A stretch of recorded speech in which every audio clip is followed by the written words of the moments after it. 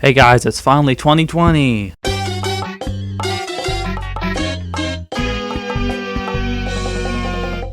Yeah, I know this is late, but I was watching potential candidates and rewatching potential candidates for this list, and I was kinda lazy on that in January, but with more Blu-rays coming out, I got to rewatch more of these, so yay. But if I waited for every single Blu-ray to come out, then this video never would have been made. Also, 2019 was such a great year for movies. I mean, there were some bad ones that came out last year, but there were more good movies than bad ones. Also, if a movie you liked isn't on this list, chances are I didn't like it, I liked it but didn't think it was good enough to make the list, or I didn't see it, so don't get pissy. Now that's over, let's start with the honorable mentions. Zombieland Double Tap. I honestly enjoyed this more on second viewing, and I actually enjoy it more than the first, even though I think it has more issues than the first. Like, how is Mountain Dew still good after 10 years after the zombie apocalypse, and they repeat jokes from the first movie, but it's still good. Invader Zim, Enter the Fortress. For a while, this was my favorite animated movie of 2019, until it was taken over by two other movies you'll see coming up.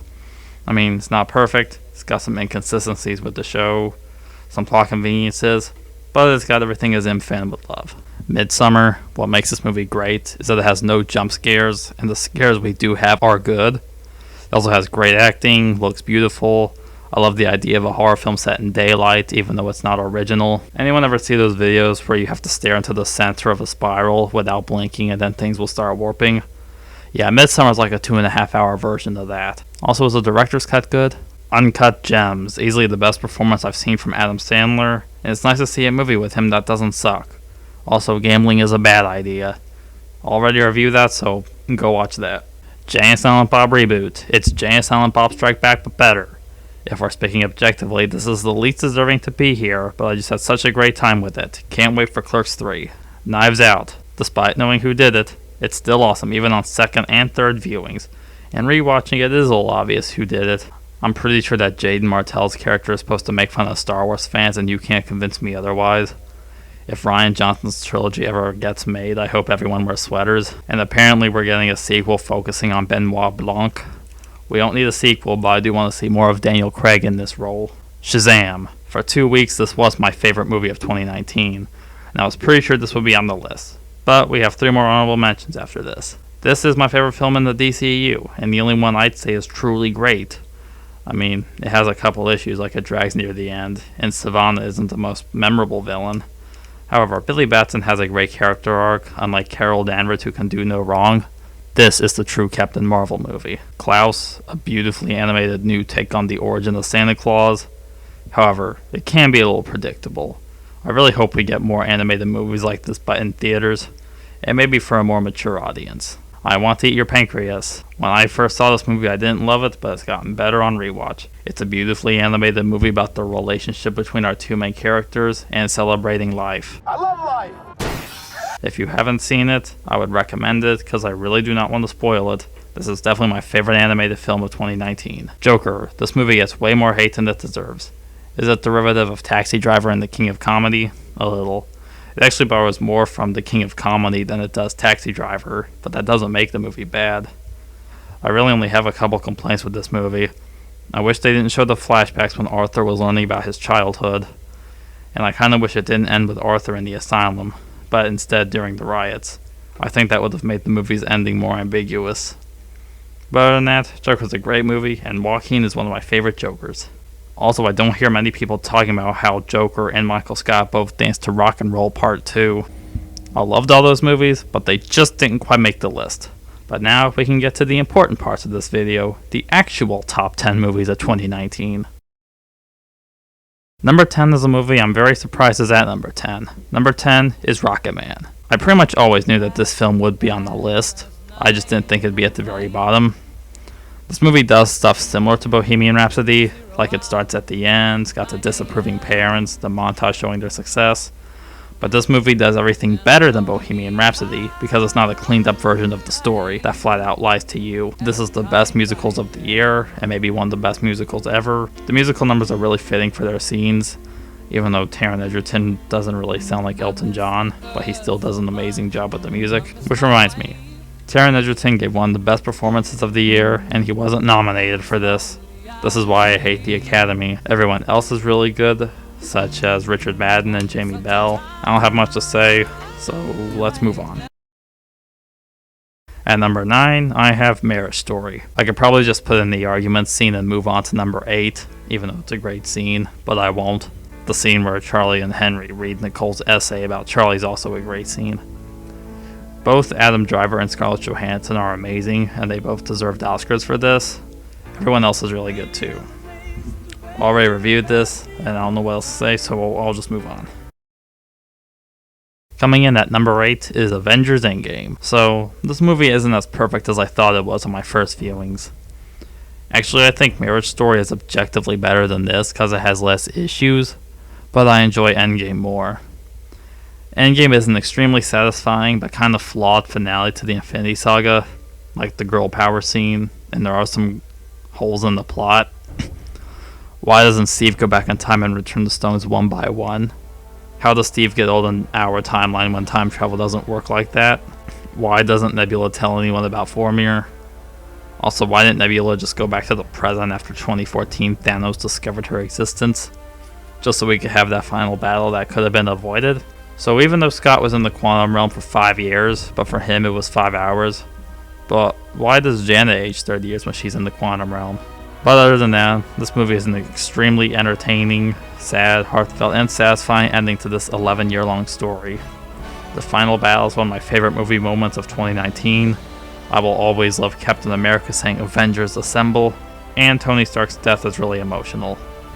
I honestly would have been okay if they stopped making MCU movies after this, but they'll keep making them and people like me will keep seeing them. In 7th place, I have Ford v Ferrari. I've already talked about this movie already, so I'll keep it short. Watching this on Blu-ray, it isn't quite as exciting because you're watching it on a TV screen instead of a theater screen, which is part of why I would now give this movie a 9 instead of a 10. That and sometimes Henry Ford II can be a little cartoonish, at least to me. But the racing scenes are still really fun, and Matt Damon and Christian Bale are still great as Carroll Shelby and Ken Miles. Number 6 is a movie I didn't expect to be on this list. Number 6 is The Irishman. I guess you could say my review of this is now inaccurate. I really loved The Irishman a lot more on second viewing. I found myself more invested. Really, the only thing wrong with this movie is when we first meet Russell Buffalino. The CGI on Joe Pesci looks a little weird, but that's the only part that actually looks weird to me. Everyone is great in this movie, specifically our 3 leads, Robert De Niro, Al Pacino, and Joe Pesci. There's a spoiler I want to talk about, so if you haven't seen The Irishman yet, you know what to do. I found Jimmy's death to be a lot more emotional on second viewing, because throughout the movie, you know what's coming when we see Frank and Jimmy together. And before that scene happens, Frank knows what he's about to do, but he doesn't really want to do it because he was friends with Jimmy. And at the end, you kind of feel a little bad for Frank, because he's old, living in a home, and everyone he cared for is either dead or wants nothing to do with him, like his daughter. Spoilers over. I don't know why, but I find it kind of funny that Scorsese's movie won less Oscars than Joker, which won 2 Oscars and is definitely inspired by 2 of his movies. And now I think that The Irishman is better than Joker. Finally, we're in the top 5. Number 5 is Jojo Rabbit. My thoughts are about the same in my review, except to me it's a 10 rather than a 9. I don't think there's ever been a more heartfelt movie about Nazism. I really love the idea of Nazi Germany told from the perspective of a 10-year-old boy. I love Roman Griffin Davis as Jojo, and I really like Archie Yates as Yorkie. And after watching the movie, I'm pretty sure that Roman and Archie are just younger versions of Simon Pegg and Nick Frost, and you can't convince me otherwise. I know Scarlett Johansson got 2 Oscar nominations, but she actually deserves 3 for playing both Jojo's mother and father. That shoe scene with her was one of the biggest gut punches that movie has given me last year. And of course, Taika Waititi is the best actor to play Hitler ever. And everyone else like Sam Rockwell and Thomasin McKenzie are also great. Coming in at number 4 is Dolomite Is My Name. You know, I really don't hear a lot of people talk about this one much, and I'm not really sure why. The movie is kind of like a blaxploitation version of The Disaster Artist, except they're aware of how ridiculous the movie is. Eddie Murphy gives what is probably my favorite performance from him. I absolutely loved him as Rudy Ray Moore.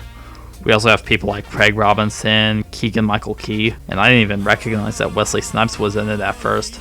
The movie does have some biopic cliches, like the underdog protagonist, and the text at the end telling us what happens next. but that's pretty much expected with these kinds of movies. If you're unfamiliar with Rudy Ray Moore or Dolomite like I was, I would still highly recommend it as it's on Netflix right now.